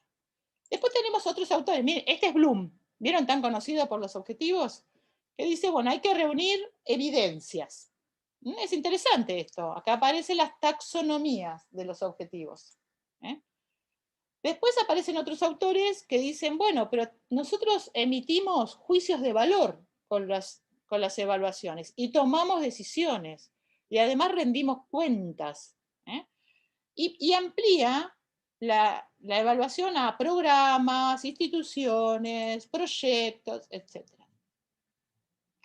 Y viene, bueno, estamos, fíjense, ya en la década del 60. Tyler es de los 40, Bloom es de los 50, Cronbach es de los 60, y nos van a dar algunas informaciones que parecen interesantes, que la información debe ser clara, precisa, válida, que no solamente la tenemos que buscar, sino también la tenemos que comunicar a quienes van a tomar las decisiones, y que tenemos que pensar en una vastedad de instrumentos, no solamente los test, en cuestionarios, en entrevistas, en observaciones. Ven que ya en la década del 60 aparecen. Este autor es el que introduce, desde el cual se toma Bloom, la idea de evaluación formativa, que después vamos a recuperar, que es esta idea de proceso. Bueno, y finalmente, desde los 70 hasta hoy se habla de la eclosión de modelos, es decir, muchos autores, un poco despeinado está nuestro steak, muchos autores que van aportando a la evaluación, como un método pluralista, flexible, holístico, orientado al servicio de los implicados. Este Santos Guerra, que está un poquito mayor ahora, que acá le puse una foto mucho más joven, pero tiene un libro muy interesante que dice: la evaluación es un proceso de diálogo, comprensión y mejora permanente. En estos autores lo que empiezan a aparecer es que no basta con los aspectos técnicos, sino que entran en una evaluación aspectos políticos, éticos, sociales y culturales, y la tenemos a la famosa Alicia de Camillioni, que dice: una evaluación es emitir un juicio de valor acerca de algo, objetos, conductas, planes, con una finalidad. Y a partir de eso vamos a tomar decisiones. El tema es que muchas veces seguimos pensando, ¿no?, la evaluación como la prueba. Acá les traje, estos son monjes que están dando un examen en los últimos tiempos, como podrán ver. Como ya a esta altura hablé mucho, yo acá les puse 5 minutos, 10 minutos, pero les voy a dar 5, y la idea es lo siguiente. Recuerden que nombrar a alguien que va a registrar y que va a leer las conclusiones, y hacer algo que se llama, voy a salir de la presentación. Vamos a utilizar una técnica grupal que se llama lluvia de ideas. Vamos a hacer el mismo trabajo grupal y van a trabajar, cada uno va a decir con qué relaciona la evaluación y van a armar una frase, una definición, un eslogan o lo que fuera. Nosotros ahora les voy a pedir que hagan una sola ronda entre los que trabajan en el grupo, pero la lluvia de ideas en realidad puede usarse para hacer varias rondas y tiene los siguientes requisitos. Cada uno va a decir una palabra con la que relaciona, no se cuestiona, no se saltean a nadie y se registra todo lo que se dice. Entonces, la idea es, dicen una palabra cada uno, con algunas de esas palabras y otras que se les ocurran, arman una definición o un eslogan de evaluación. Y después lo vamos a compartir. Y así vamos a seguir. A partir de lo que vieron, de lo que quieran, con lo que les sale. ¿Sí? La idea es no censurar, lo primero que les sale. ¿Sí? Bueno, entonces los voy a mandar a trabajar de nuevo. Y ahora vamos a hacer menos grupos, ¿sí? 4 grupos, 4 salas con más personas, ¿sí? Y entonces ahora voy a abrir las sesiones y van a llegar 5 minutos y volvemos.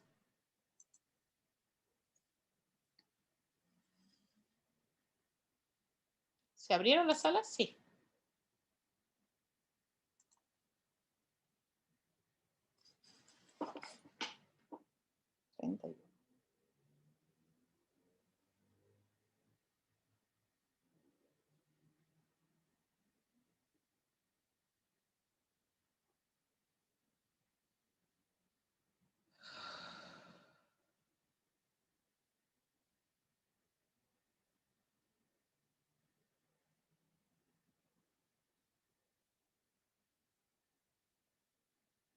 Nos quedó Facundo. Ah, me estaba extrañando, no lo había visto ya, Facundo.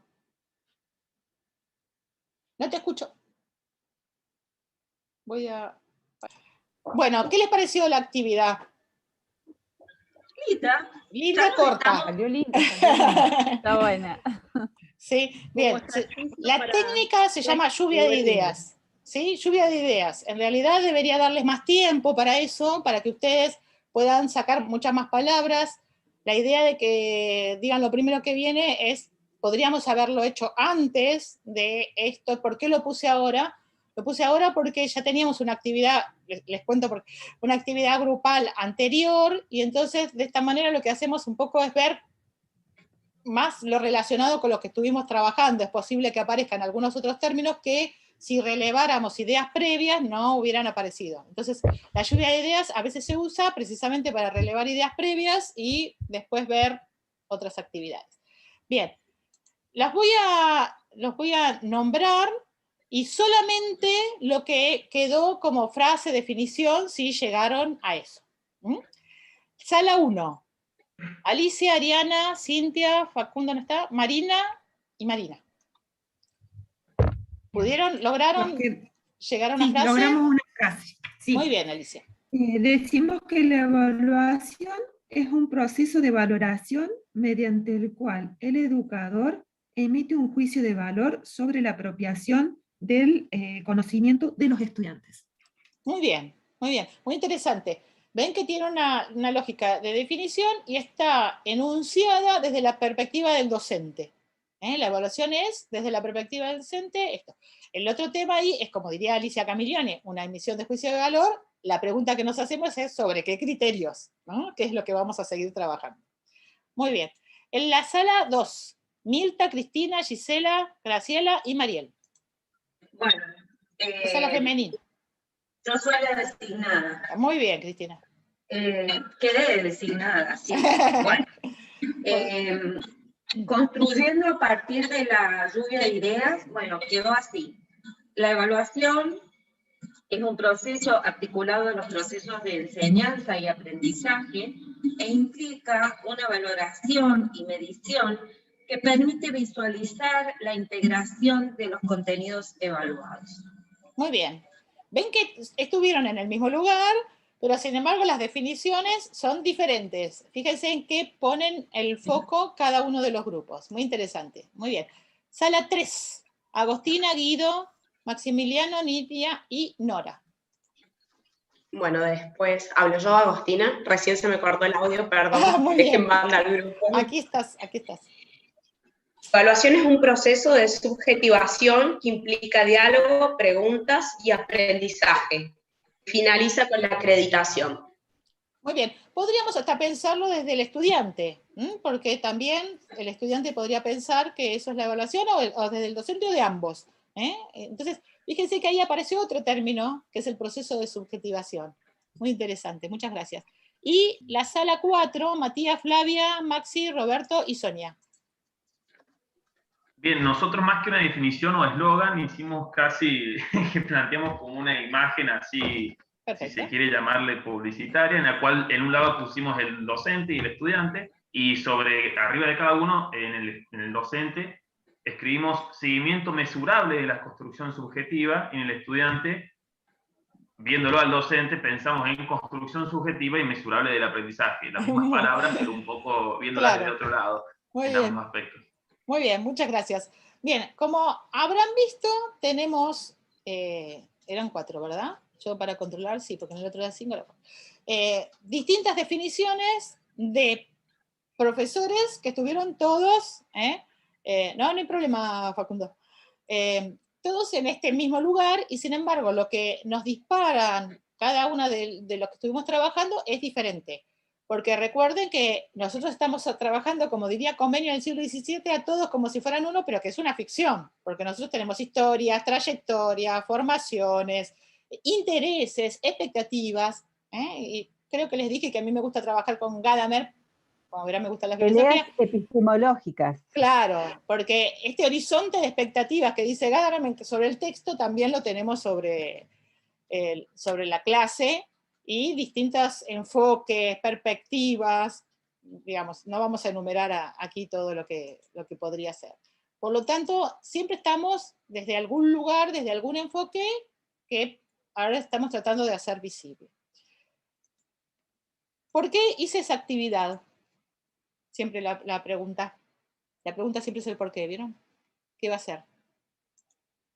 ¿Por qué? ¿Qué sentido tuvo en este momento? ¿Para qué? ¿Para qué se...? Y revisar supuestos. Bien. ¿Qué más? Construir conceptos. Bien, construir conceptos. ¿Qué más? O también reconstruir.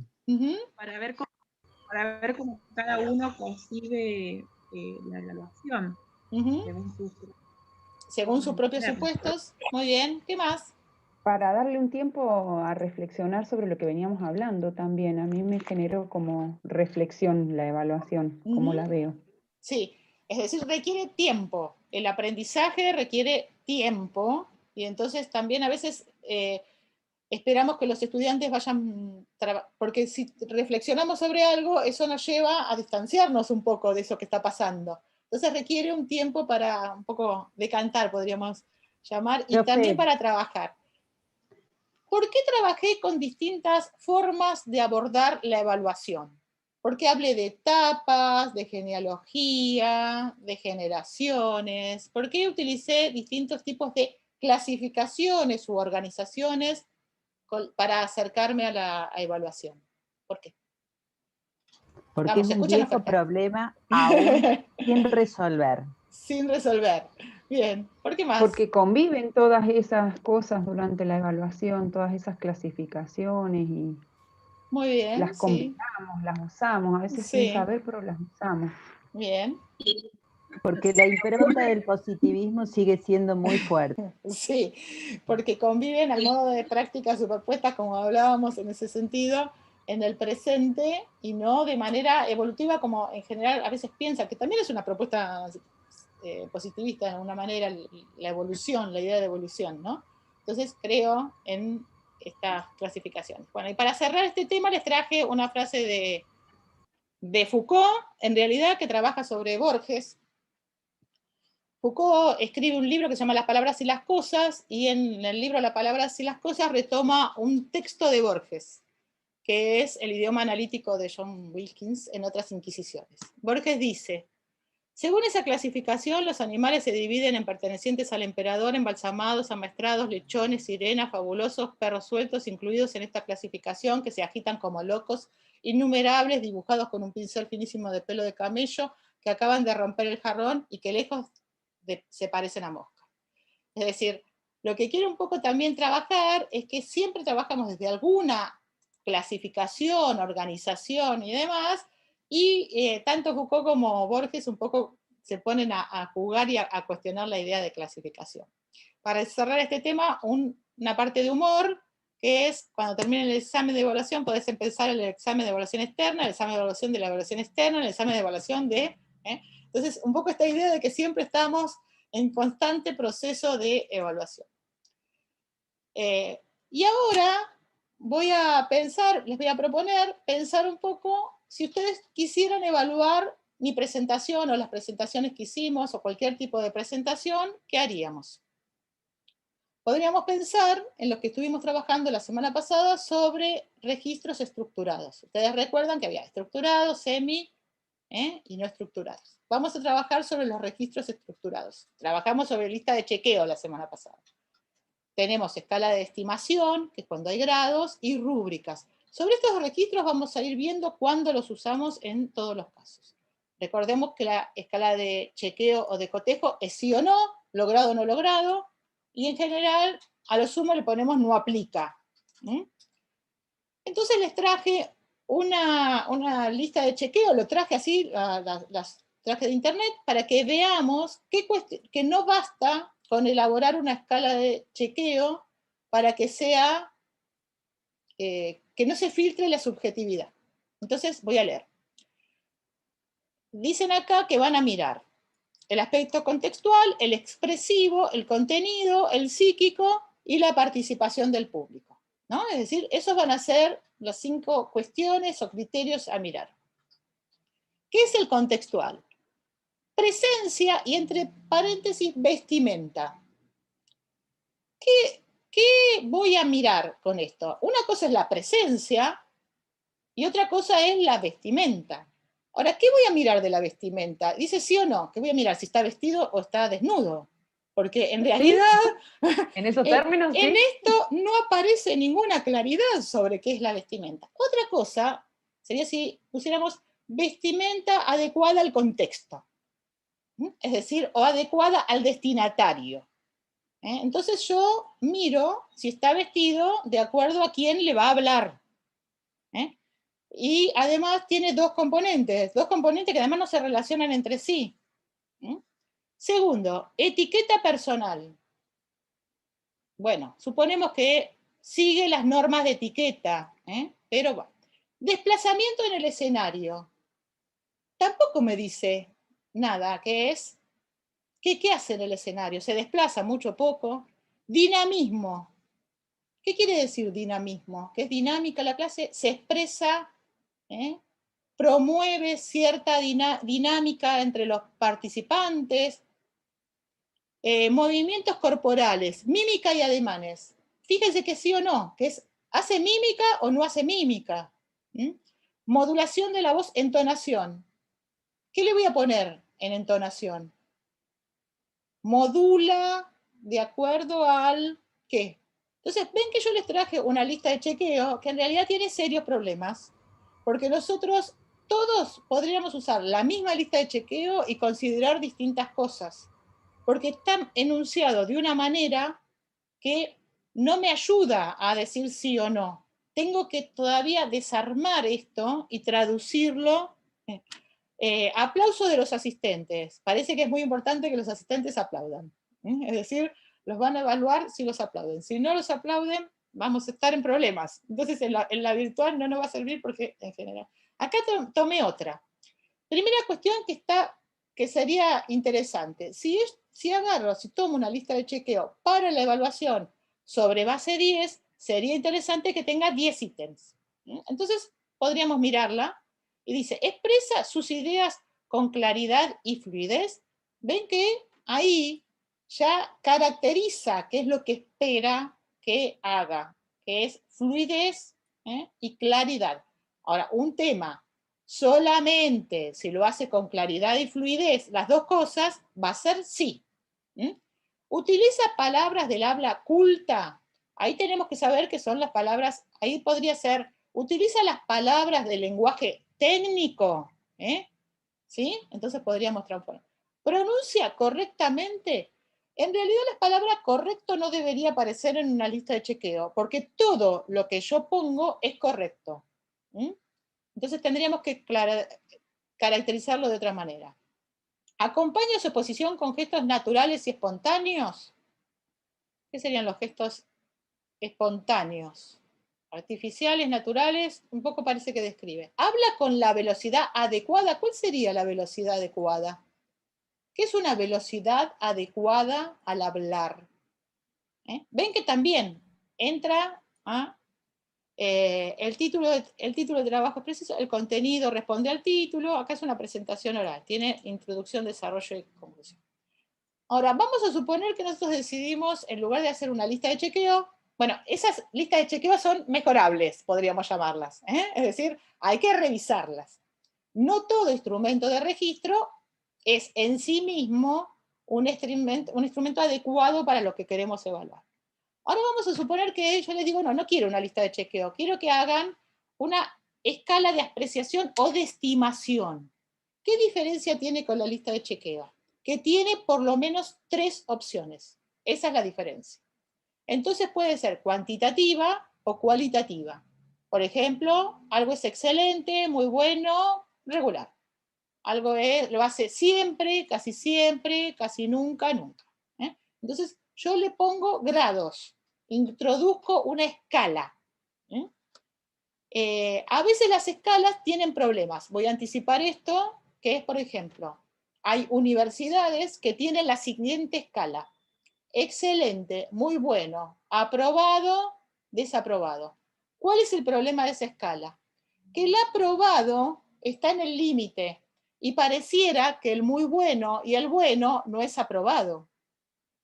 Entonces, ven que a veces hay términos que ponemos en las escalas que tienen problemas, porque el aprobado ahí está en el equivalente de como lo mínimo y me queda que el excelente y el bueno parecería que no fueran aprobados. Y después tenemos las rúbricas holísticas o analíticas. Voy a trabajar con una rúbrica analítica, que es la que tiene niveles y escalas. Entonces, esta es la rúbrica que podríamos utilizar para evaluar una presentación. ¿Qué va a decir? Voy a tomar 1, 2, 3, 4 criterios. Entonces, me voy a sacar muy bien si expreso con claridad todo el tiempo. Bien, sí, acá ¿qué debería ser? Con claridad, pero no todo el tiempo. Ven que no tengo que introducir otro término. No es apropiadamente, es claramente, claramente, claramente, claramente. Ven que el problema que tienen algunas rúbricas es que en el camino se introducen otros términos. Si el primero es claramente, todos son claramente. Es todo el tiempo, en ocasiones, nunca. ¿Sí? Entonación. Muestra una adecuada entonación y lectura de actividades orales. Ven que el siguiente muestra una apropiada, o adecuada, o apropiada. Si es apropiada, es siempre apropiada. Si es adecuada, es siempre adecuada. No puedo cambiar en el medio del río.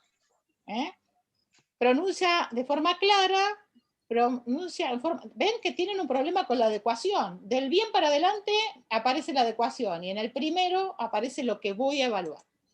Vamos a ver otra. Exposición oral, rúbrica de exposición oral. Entonces acá ponen excelente, la información está organizada de manera lógica, la mayoría de la información está de manera lógica, no está bien estructurada y demás. ¿Qué cuestiones introduce acá que tiene un problema? Introduce el nivel cualitativo y un cuantitativo a la vez. ¿Qué es el 100%? ¿Qué es el 100%? ¿Qué significa 100%? ¿Que se va a sacar 10? Si fuera que se va a sacar 10, entre 100 y 80 no tengo nada. Ven que acá tiene un problema esta rúbrica, porque no tiene un nivel, uno podría armar la nota. Entonces pongo 0, 1, 2 y 3. O 1, 2, 3 y 4. Y entonces de esa manera lo multiplico las escalas por los niveles y me da la nota. Pero si yo pongo un porcentaje, por ejemplo acá no se van a poder sacar nunca 90, o ni 70 ni 60. ¿Ven? ¿Y qué es menos 50? Se sacó menos 5. Entonces, parte de lo que nosotros podemos hacer es utilizar rúbricas que aparecen, ¿no? Pero tratar de revisarlas, porque las rúbricas en general en la parte cuantitativa tienen problemas. Y tienen problemas a veces en las filas. Lo que tenemos que mirar es que la fila diga siempre el mismo criterio. Si yo trabajo con temporalidad, ¿lo hace siempre? Es siempre. Si trabajo con claridad, es siempre claridad. Es decir, no pueden aparecer términos y desaparecer en el camino. Bueno, estamos, a ver cómo anda andamos bárbaro. Bien, entonces, abrimos un foro colaborativo, como les dije, para que compartamos recursos, ideas, materiales. Después vamos a abrir ahora un foro de esta clase, la presentación, el video y el foro, para compartir las definiciones que hicieron, y compartir también reflexiones. Y además, el foro lo vamos a trabajar de una manera que vamos a elegir la opción discusión simple. Ustedes habrán visto que en las presentaciones, si las miran, no está la opción discusión simple. Y parte de lo que pasa es que cuando no elegimos discusión simple, los estudiantes pueden ir eligiendo abrir un nuevo tema. ¿Por qué vamos a elegir discusión simple? Para que no pase lo que pasa cuando no la elegimos, que es que algunos abren, el otro abre, entonces después hay que estar abriendo lo que eligieron cada uno, ¿sí? La clase que viene vamos a trabajar sobre los etiquetamientos y vamos a trabajar precisamente sobre la configuración de los foros.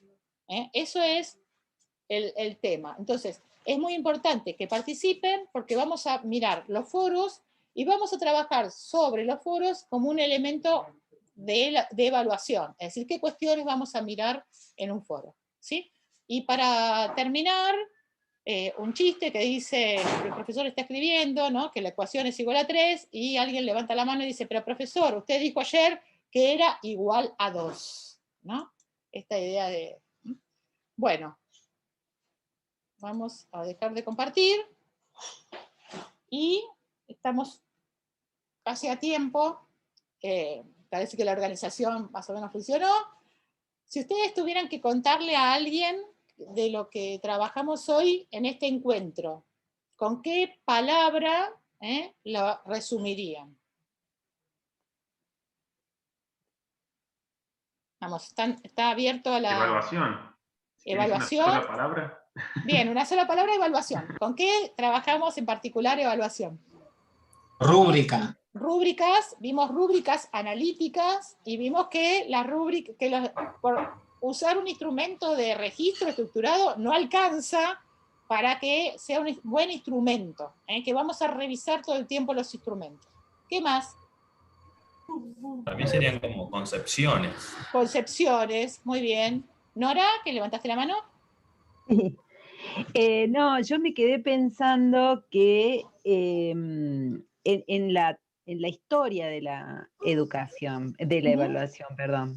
Sí, sí, en eso me quedé pensando que me pareció muy interesante verlo en el contexto, en la línea del tiempo, digamos, usando una vieja metáfora. Sí, un viejo recurso, pero... Sí, de ir pensando, e incluso eso llevándolo a la epistemología, que es mi terreno, cómo eso fue mutando, ¿no?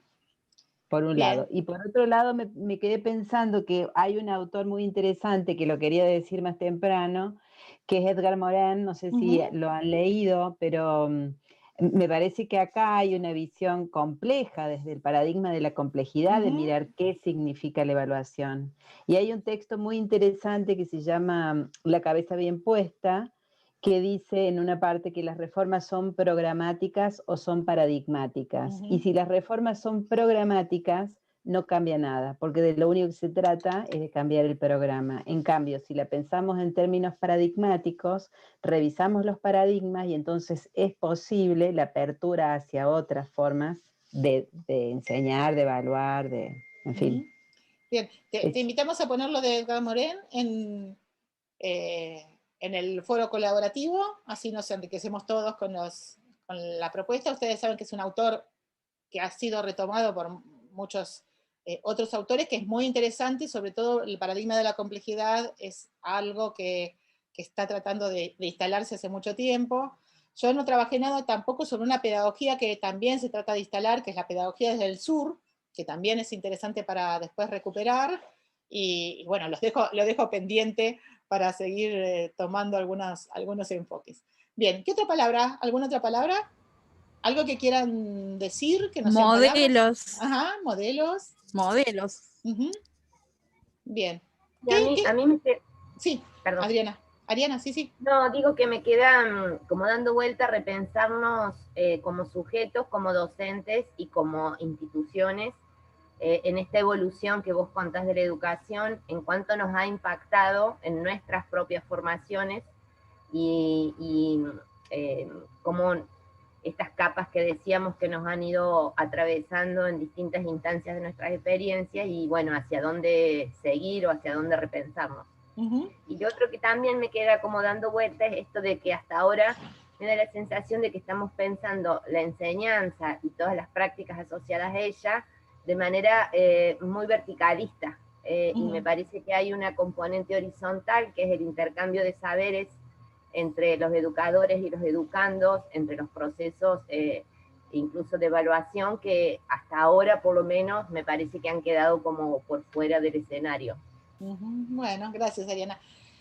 Como ustedes ven, la propuesta está enmarcada en esta idea de que si bien vamos a trabajar con instrumentos de evaluación, estamos trabajando sobre instrumentos de registro, instrumentos de evaluación informal, semiformal y formal, la evaluación tiene componentes éticos, sociales, históricos, institucionales, que nosotros cuando tomamos decisiones a veces no los tenemos tan visibles. Entonces es la idea de tratar de visibilizar esas decisiones que tomamos, y por eso estamos yendo de las cuestiones más teóricas, porque sostengo precisamente que ningún instrumento es neutro. Por lo tanto, las decisiones que tomamos tienen un componente que está basado en algo que a veces no tenemos tan consciente. Entonces estamos yendo por eso de las partes más teóricas a los instrumentos para después tomar decisiones, pero ya vamos a saber sobre qué bases vamos a estar tomando decisiones y después acordaremos o no en seguir o no utilizando esos instrumentos. Ese es un poco el enfoque por el cual estamos trabajando esto, además de cuestionando, como habrán visto, yo tuve de profesora en maestría Inés Dussel. Inés Dussel siempre me decía, vos siempre cuestionando las clasificaciones, ¿no? Es decir, siempre es una manera de acercarnos también a las clasificaciones. La uso, pero sé que tanto las clasificaciones como las definiciones siempre dejan algo afuera. Siempre algo queda afuera. Algo incluyo, algo queda afuera. Bueno, dicho esto, ya empieza a haber seguramente apetito por ahí. Vamos cerrando la clase y el encuentro que viene vamos a trabajar en particular entonces con los etiquetamientos y vamos a ir trabajando siempre sobre una cuestión más teórica y una cuestión más práctica para tratar de avanzar sobre este aprender haciendo, y vamos a tratar de avanzar sobre la producción de parte de ustedes. Así que, bienvenidos al trabajo. Van a tener que seguir trabajando y los invitamos a participar en foros. Sí, Nora. Antes que nos despidamos, primero quiero decirte que me encantó la clase, hermosa. Bueno, me encantaron todos los recursos, todo lo que pensamos, todo lo que me ayudaste a pensar. Pero también le quiero decir a Guido que en la sala él dijo que se podían usar estos mismos recursos en el Meet, así que por favor, te pedimos encarecidamente que compartas en el foro. Claro, que compartas en el foro los suplementos del Meet para aplicarlo. Nidia dijo el de las salas, que sí que hay 2 o 3 dando vueltas también para el Meet, y hay otros también interesantes para poder agregarle justamente. Bien, por eso abrimos el foro colaborativo, porque creemos precisamente en que los colegas tienen algunos recursos que seguramente pueden compartir y podemos ir avanzando en ese sentido. Bueno, les agradezco a todos y todas la participación, haberse quedado hasta el final, y después van a encontrar entonces el video, los foros, la presentación, y los invitamos a participar. Nos vemos hasta el próximo jueves. Hasta luego. Gracias. Nos vemos. Hasta luego. Gracias. Nos vemos, chicos. Gracias, Patricia. Muchas gracias a todos. ¿No? Chau, Marta. Chao, hasta luego. Gracias. Hasta luego. Chao, hasta luego. Hasta luego. Marta, Patricia, buenos días. Yo quiero pedir disculpas.